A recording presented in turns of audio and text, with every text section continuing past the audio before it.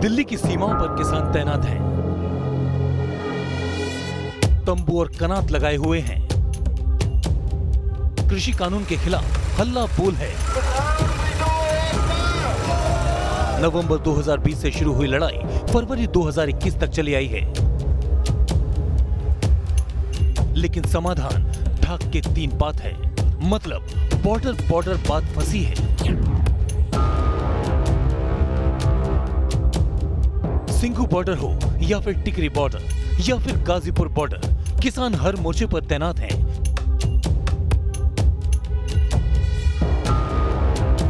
किसान की क्या मांगे हैं और वो अपने आंदोलन को कैसे धार दे रहे हैं, न्यूज नेशन के रिपोर्टर ने ग्राउंड जीरो पर जाकर हकीकत का पता लगाने की कोशिश की। सबसे पहले हम पहुंचे टिकरी बॉर्डर पर। 26 नवंबर से ही दिल्ली के बॉर्डर पर किसान बैठे हुए कृषि कानून के खिलाफ, कृषि कानून का विरोध कर रहे हैं।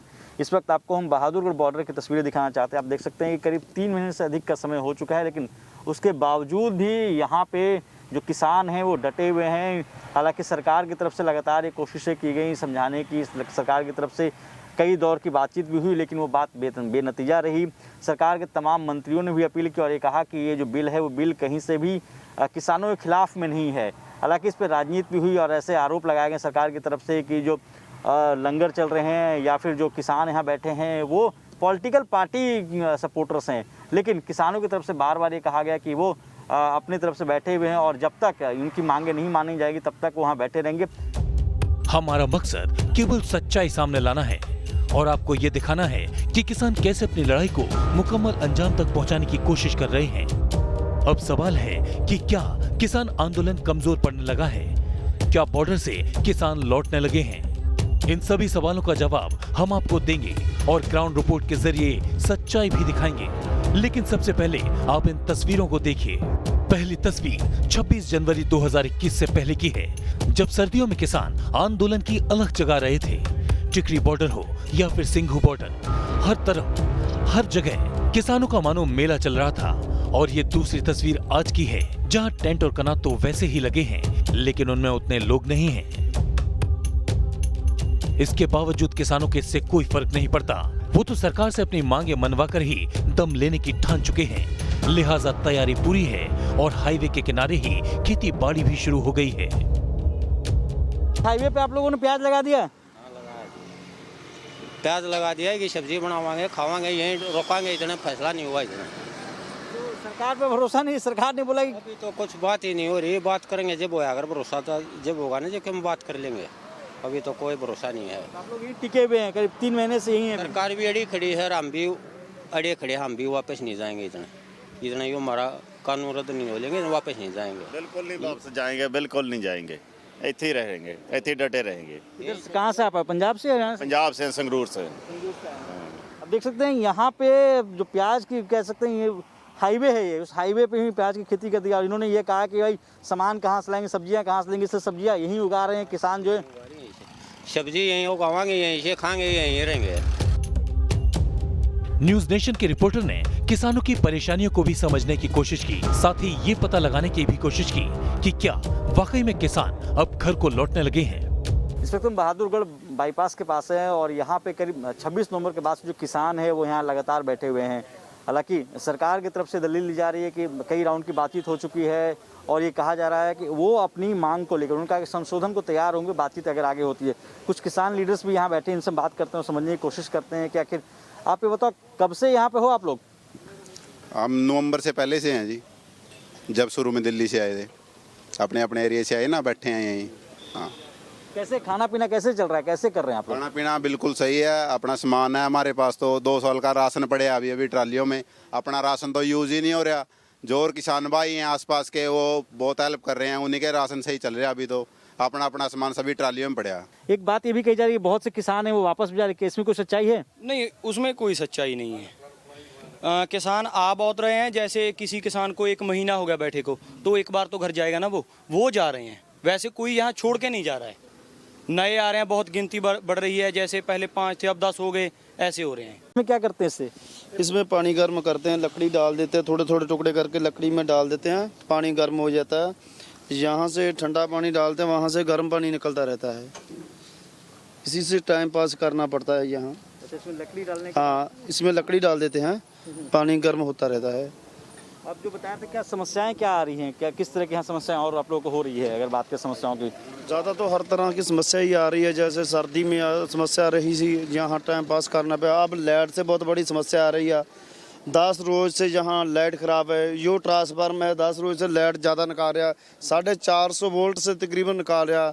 जैसे मोबाइल वगैरह, बल्ब वगैरह सभी सड़ रहे हैं। स्ट्रीट लाइट वाले से जहाँ से लाइट ख़राब, हमने फ़ोन किया था तो वो बड़ी बदतमीजी से बोला था। वो बोल रहा है हमने आपका ठेका नहीं ले रखा लाइट देने का, जो लाइट ख़राब किया वो आपने किया, हम कोई जिम्मेवार नहीं है, और बाद में भी अगर इसको लगाओगे आप तो हम आपके ऊपर एक्शन लेंगे। अब मतलब एक आदमी का, देश के नागरिक का ये भी हक नहीं है कि वो कहीं बैठ के लाइट यूज़ कर ले। इतनी सरकार का बुरा हाल है। मोदी सरकार पूरा परेशान कर रही है, खराब कर रही है। जहाँ से चले जाएंगे, लेकिन हम जाने वाले नहीं, रात से मस नहीं होएंगे। जब तक बिल वापस नहीं लेंगे, हम आंदोलन लड़ते रहेंगे। न्यूज नेशन के रिपोर्टर दिल्ली के हर उस बॉर्डर पर पहुंचे जहां से किसान आंदोलन की अलग जगाई जा रही है। सिंघू बॉर्डर, जहां से किसान आंदोलन को मजबूती देने की कोशिश की गई थी। हम उस स्पॉट पर भी पहुंचे और जानने की कोशिश की कि क्या आज भी यहाँ वैसा ही माहौल है जैसा आज से 1 महीने पहले हुआ करता था। किसान आंदोलन पहले पुरजोर तरीके से जोर शोर से चल रहा था, लेकिन अब ऐसा लगता है इसे आंदोलन बस चल ही रहा है, किसी तरीके से आगे बढ़ ही रहा है।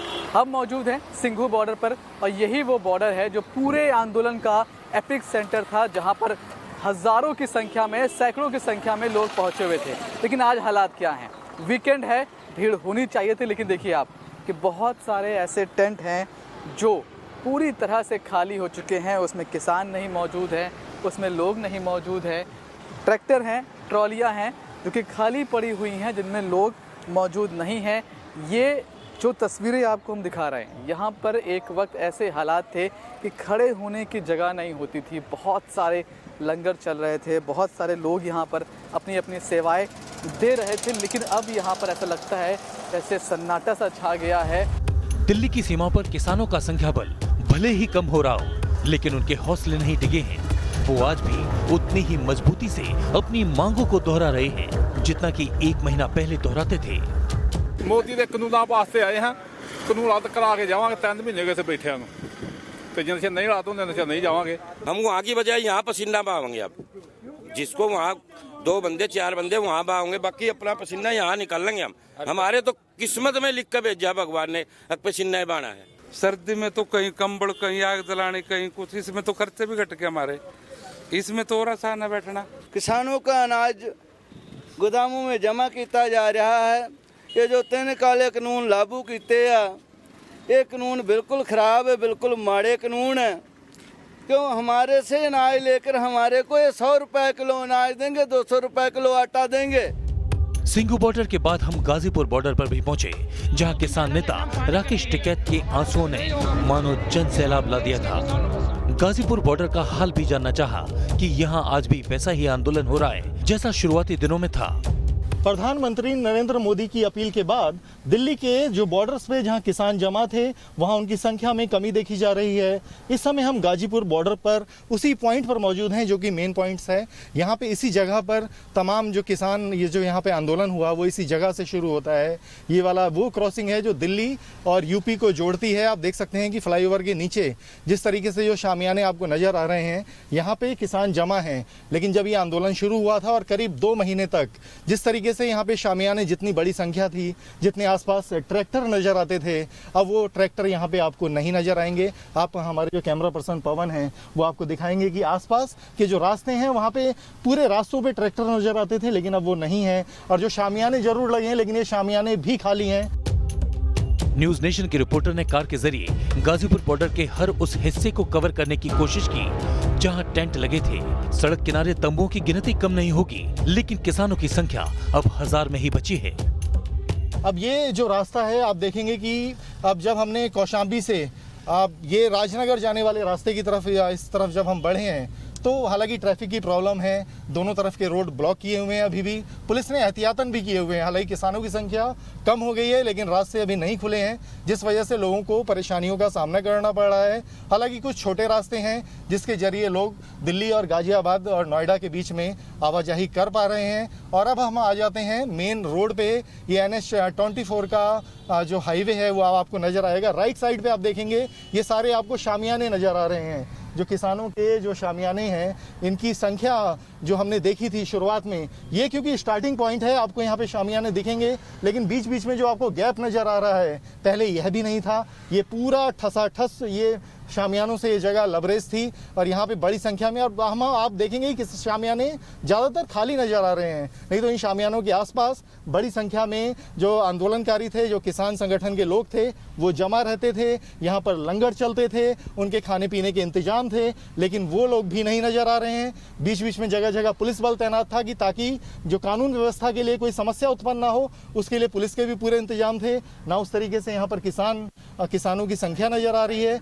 शामियाने लगे हुए हैं अपनी जगह पर, लेकिन उनके बीच में जो लोगों की संख्या है वो बहुत कम है। दिल्ली के बॉर्डर पर सर्दियों जितना गदर भले ही न हो, लेकिन किसान आंदोलन की लौ नहीं बुझने देना चाहते। न्यूज नेशन की टीम दिल्ली के बॉर्डर के पास यूपी के कुछ गांवों में भी पहुंची और ये जानने की कोशिश की कि आखिर दिल्ली की सीमाओं पर किसानों की तादाद कम क्यों हो रही है। तो सुनिए किसानों की जुबानी। मेरठ का ये परतापुर गांव है जो बिल्कुल मेरठ के मुहाने पे है। जब दिल्ली से आप आएंगे तो परतापुर पहला गांव पड़ेगा। परतापुर के किसान राकेश टिकैत के साथ, यह भारतीय किसान यूनियन की बड़ी इकाई है। अब ये हो रहा है कि वहाँ किसान कम रह गए हैं गाजीपुर पे। हमारे साथ गांव के कुछ चौधरी हैं जो राकेश टिकैत के साथ वहाँ जमा रहे। हम तो बराबर ही रहे हैं जी, कभी जो है बीच में एक दो बार आगे नहीं, जो है लगातार कंटिन्यू रहे हैं। हमारी टीम बटी हुई है, 15-20 लड़कों की टीम एक दिन जाती है, उन्हें ड्यूटी वाइज टुकड़ियों में बांटा हुआ है। 2 दिन कौन रहता है, सभी 2-2 दिन के रिवीजन पर रहते हैं, बार बार जाते हैं हम सब लोग। हम तो जी चले, जब भी आवाज़ लगाओ जब भी चले जाओ और आ जाओ। हमारे तो गन्ने का पेमेंट भी तो होना चाहिए जी, गन्ने का पेमेंट हो नहीं रहा, तो किसान क्या करेगा, भुक्का मरेगा। मेरठ के बाद न्यूज नेशन की टीम उत्तर प्रदेश के शामली में पहुंची और गांव के किसानों से ये जानना चाहा कि आखिर किसान आंदोलन कब तक चलेगा। किसानों के आवश्यक काम है जो यहाँ आने पे ही पूरे होंगे, वो तो देखो वो करता है और उसको करना पड़ेंगे। ये तो जब तक ये कानून वापस नहीं होंगे, धरना तो तभी तक चलेगा। कोई कम नहीं हो रही वहाँ से, ये तो ये थोड़ा सा आदमी को जो है, पर काम में भी काम है, वहाँ भी काम है। 8-8 दिन की शिफ्ट बांध ली, जब तक बैठे रहेंगे, जब तक ये बिल वापस नहीं होने। सरकार का इसमें कोई लाभ नहीं हो रहा है, सरकार का बहुत नुकसान हो रहा है, किसान का नुकसान हो रहा है। और जिस देश का प्रजा दुखी होगी तो वहाँ का राजा भी दुखी रहेगा। मेरा मानना कि यहाँ के जो हमारे प्रधानमंत्री मोदी जी हैं, वे भी दुखी हैं, जनता भी दुखी है। मोदी जी इस बात पर विचार करेंगे और ये किसान की बात को मानेंगे। ज्यादा बकवास सरकार ने करी, खड़ी आग लगवा देंगे। कसम खाएगा एक किसान, खड़ी फसल में आग लगाएगा अपनी। आपको हाथ उठा के करना पड़ेगा। टिकैत का एक बयान और यूपी से लेकर पंजाब और हरियाणा के खेतों में खड़ी फसलों पर ट्रैक्टर चलने शुरू हो गए।